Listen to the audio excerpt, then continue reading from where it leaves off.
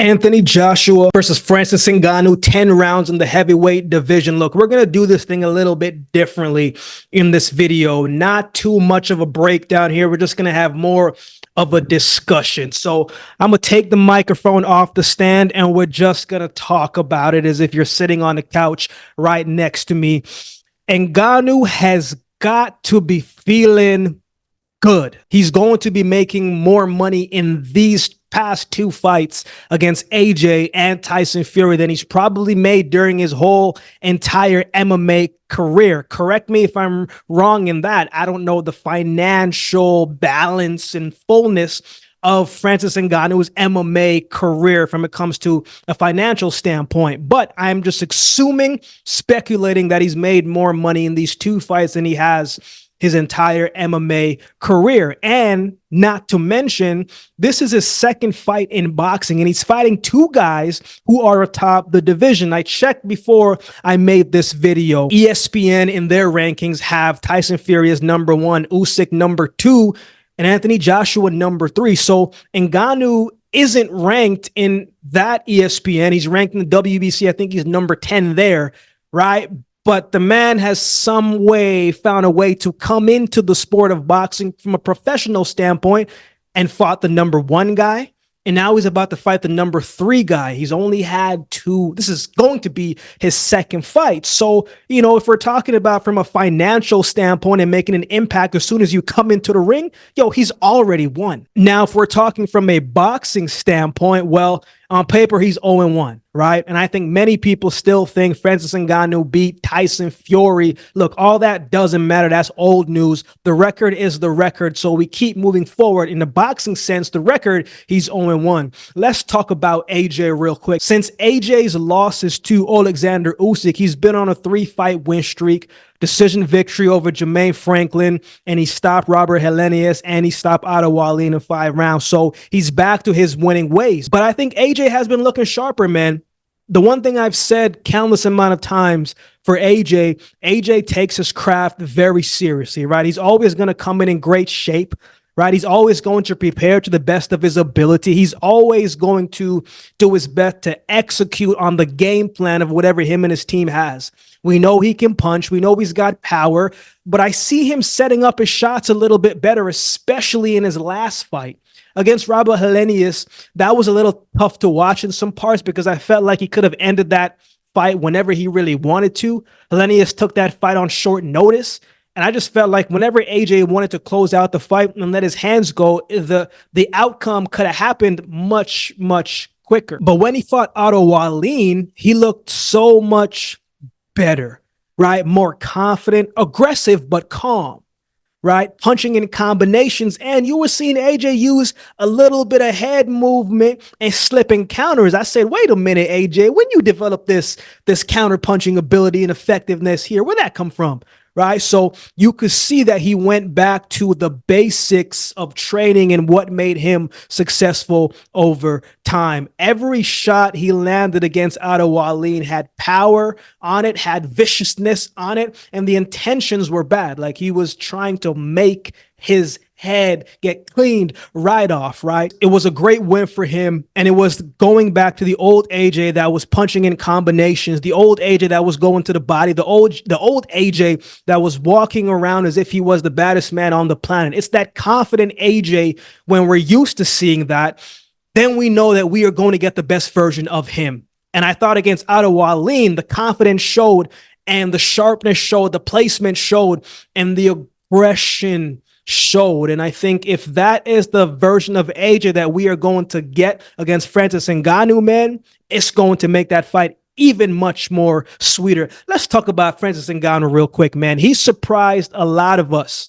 If you watch his MMA career, you don't, and even if you know his story, man has an incredible story, but you don't question his toughness. You don't question his chin.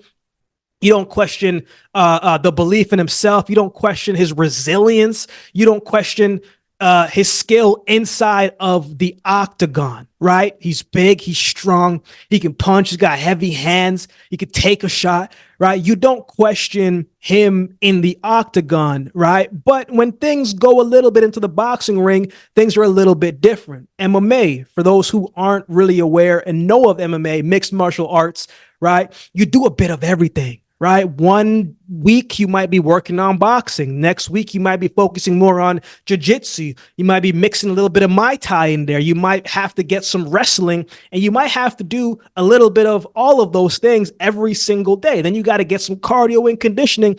You never know where a fight is going to go in the octagon, and wherever it needs to go, you have to have an answer for it. So he was spreading his expertise kind of thin, right? So we know he could do all of those things in the octagon and prepare well for it. I just had more questions about Ngannou than anything, because I knew what I was going to get in the octagon almost every given fight, but we weren't sure what we were going to get inside of the ring. And when you're watching him and Tyson Fury, someone who is a proven heavyweight, a champion, one of the best heavyweights in this era, right? We've seen a big enough slice of the pie of what Tyson Fury can do in his career. We've seen that, right? So we have a history of what we can expect from Tyson Fury. Ngannou, from in the professional boxing standpoint, didn't really have any history from the professional side of things, right? Yeah, people have seen him sparring, people have seen him kickboxing a little bit, but from a professional standpoint of boxing inside of the ring, where you can get a loss, you can get a draw, you can get a win, we haven't seen it. We don't know the history, right? We're just going off what we've seen, training videos, but that's really about it. So we weren't really sure what we were going to expect. And the moment the fight started, man, I mean, he took an overhand right against Tyson Fury off of the jump, but it was clear to see that Francis Ngannou had a fantastic camp. He looked so much better than we thought that he would, right? And there are always really biased people who said, man, I knew Francis Ngannou was going to do that. I knew he was going to look great. Look, stop this, man. You were hoping he would look great, but you didn't really know because you couldn't tell. We knew the possibility of him maybe dropping Tyson Fury if the right shot connects, but that was, a possibility, didn't mean it was the reality until it happened. We knew it could happen, but we weren't sure what we were going to get until we got it, right?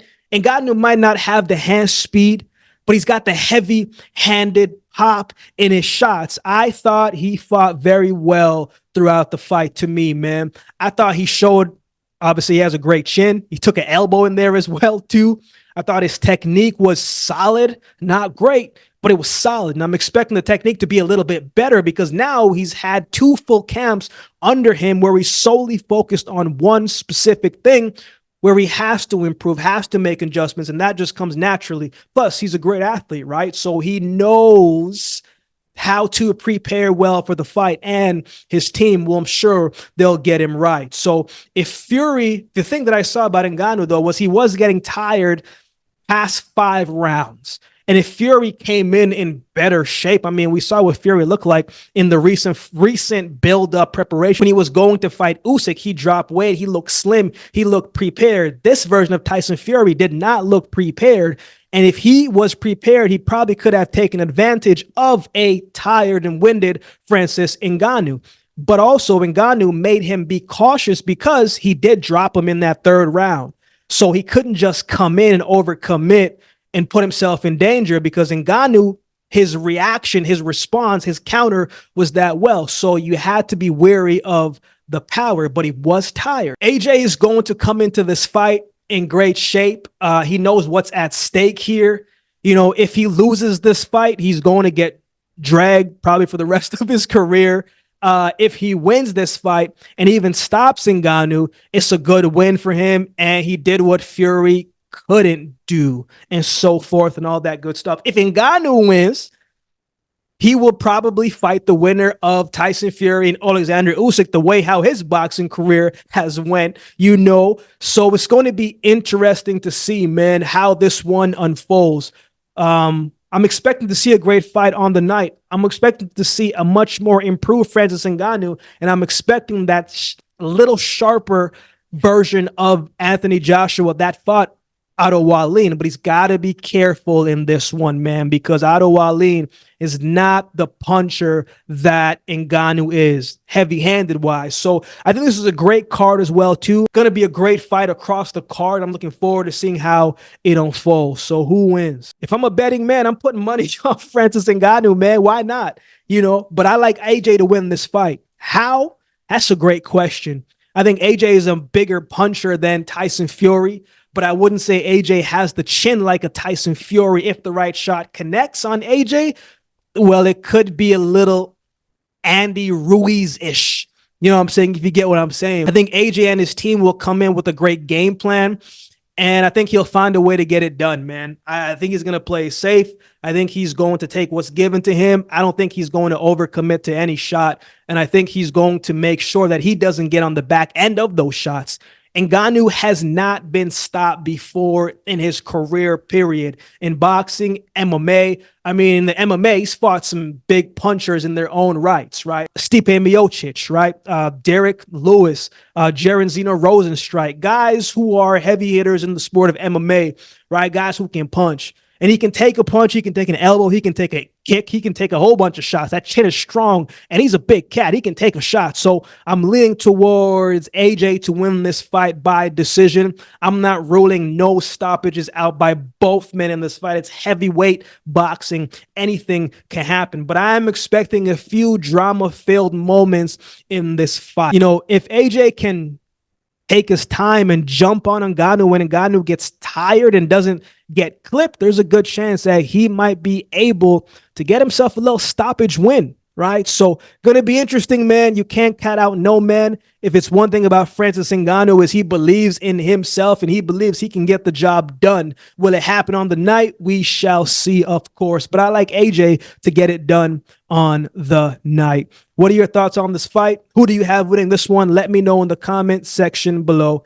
If you'd like to support the channel, there's a couple ways that you can do so. You can like, comment, share, and subscribe to the channel. If you'd like to support by way of donation, you can find options in the description below. Also, my Cash App handle will be on screen as well. Any amount goes towards the growth of this channel. It will be greatly, greatly appreciated. Shout out to everybody that continues to like, comment, share, and subscribe to the channel, man. I appreciate each of you. So with all that being said, if you've been watching the video, this don't do me a favor and subscribe to the channel, and we'll definitely see you next time.